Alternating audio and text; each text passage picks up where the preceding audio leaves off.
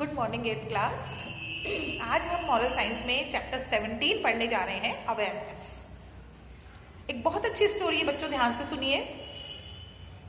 Once a frail old man went to live with his son, daughter-in-law and a 4-year-old grandson। एक बार एक आदमी था जो अपने ओल्ड ग्रैंडसन और डॉटर इन लॉ और 4-year-old ग्रैंडसन के साथ रहता था। अपना बेटा, बहू और एक 4 साल का बच्चा उसका साथ रहते थे। The old man's hands trembled, his eyesight was blurred and his step felt dulled. मतलब उसकी आईसाइट भी कमजोर हो गई थी, चलने में भी थोड़ा सा हिलते थे। ट्रबल मतलब हिलते थे, वो ट्रम्बल्ड एंड जो चलते थे तब उनके पैर भी लड़खड़ा जाते थे। The family at together at the table. सारी फैमिली टेबल पर बैठकर एक साथ खाना खाती थी। But the elderly grandfather's shaky hands and falling sight made eating difficult for him।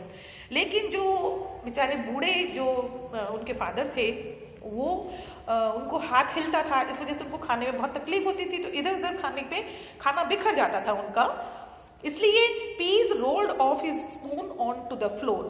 जो भी उसके जो चम्मच में कुछ लेते थे, कोई पीस वगैरह या कुछ भी चीज, तो वो फ्लोर पे बिखर जाते थे। When he grasped the glass, milk spilled on the table cloth. Glass पकड़ते दूध का तो दूध बिखर जाता था। तो the son and daughter in law were often irritated with the mess. तो सन, उनका बेटा बहू, इस चीज से बहुत इरिटेट होते थे कि गंदगी कर देते हैं ये।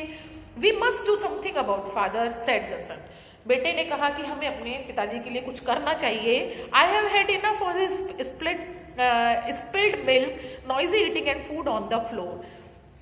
मुझे बहुत हो गया मेरे को देखते हुए कि दूध बिखेर देते हैं और चीजों को गिरा देते हैं नीचे। So the husband and wife set A small table in A corner. इसलिए दोनों बेटा बहू ने क्या किया, एक छोटी सी टेबल कॉर्नर में रख दी उनके लिए, उनको अलग बिठा दिया खाने के लिए।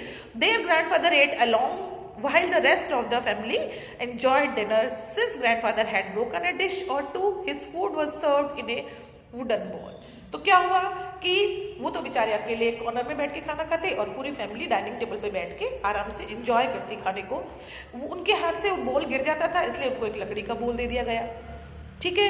When the family glanced in grandfather's direction, sometime he had tears in his eyes as he sat alone। जब वो अपनी फैमिली को देखते तो उनकी आंखों में अचानक आंसू आ जाते कि मेरे को इन्होंने बिल्कुल अलग कर दिया है। Still, the only words the couple had for him were sharp,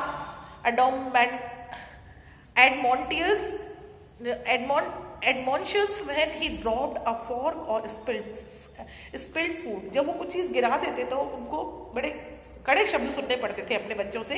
The 4-year-old watched it all in silence। लेकिन जो 4 साल का छोटा बच्चा था ना, उसको ज्यादा समझ तो थी नहीं, लेकिन वो चुपचाप ये सब चीजें देखता था।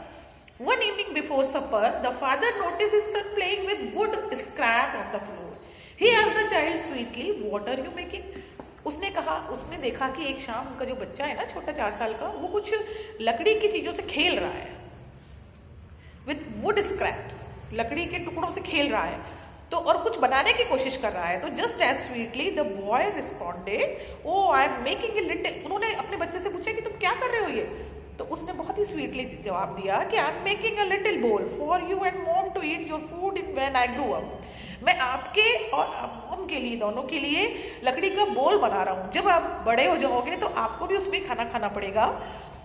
तो back to work, smiled and went back to work, और हंसा और अपना काम वापस करने लग गया। तो the words struck the parents so much that they were speechless. जब उसने कहा कि आप जब बूढ़े हो जाओगे, मैं जब बड़ा होऊंगा तो आप बूढ़े होगे, तो आपको भी ऐसे बोल में खाना खाना पड़ेगा।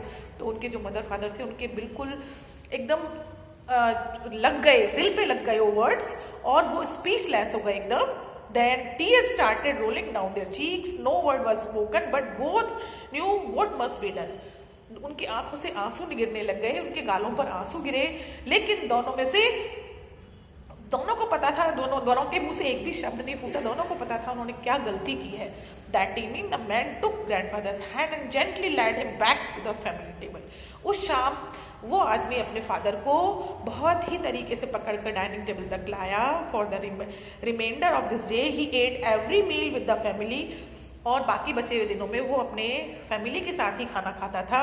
And for some reason neither his son nor daughter in law seem to care any longer when a fork was dropped. और अब उनके जो दोनों बेटा बहू थे वो परवाह नहीं करते थे कि क्या चीज़ बिख रही है, वो उसको सफाई भी कर देते थे और उनको टेबल पे ही खाना खिलाते थे।